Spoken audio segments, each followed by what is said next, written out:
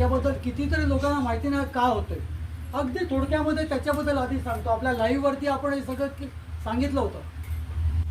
आपला मूळ सोहळा जो आहे हा गुरुदेव श्री स्वामी सुत महाराजांनी सुरू केलेला 150 वर्षापेक्षा जास्तीचा जुना तो समुद्र स्नान सोहळा.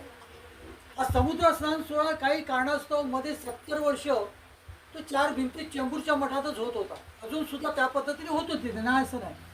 पण आपल्याला जेव्हा त्याच्याबद्दल जेव्हा समजलं तेव्हा गुरुदेवाने आपल्याकडून हा सोहळा 2005 पासून सुरू करून घेतला. आणि 4-5 वर्षानंतर आपले तावडे नावाचे गुरुजी होते आपल्याकडे.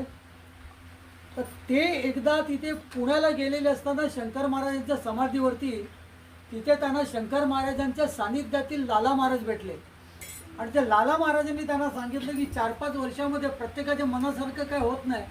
मग अशा वेळेला काहीतरी खटास मनामध्ये येते, काय ना काय विचार, हा माझा ऐकत नाही, तो माझा ऐकत नाही, असं सगळं होतं. आणि मग अशामुळे तर विषय असा येतो की काही लोकांची मनं दुखावतात. मग करायला काय पाहिजे तर ते सुद्धा त्यांनीच सांगितलं आपल्याला. त्यांनी तावडे गुरुजींना सांगितलं की हा जो सोहळा तुमचा होता समुद्र स्नानाचा, त्याच्या अगोदर काही दिवस तुम्ही स्वामी महाराजांवरती साखरेचा अभिषेक करा आणि ती साखर, तो गोडवा सर्वत्र सगळ्यांना वाटा.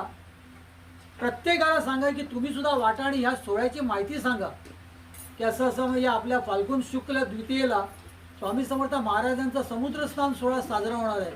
त्याची तारीख सांगा आणि प्रत्येकाच्या हातावरती साखर आहे की देऊन त्यांना सांगा असा सोहळा होणार आहे. आणि स्वामी सुतांचा आमंत्रणाचा जो निरोप आहे तो त्यांच्याबद्दल पोचवा. हे आपल्यापैकी सर्वांना ही गुरुदेव स्वामी सुत महाराजांनी एक सेवा दिलेली आहे.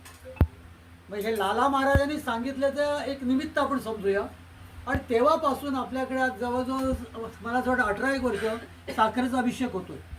आता मुद्दा आपला मूळ उत्सव नेमका काय आहे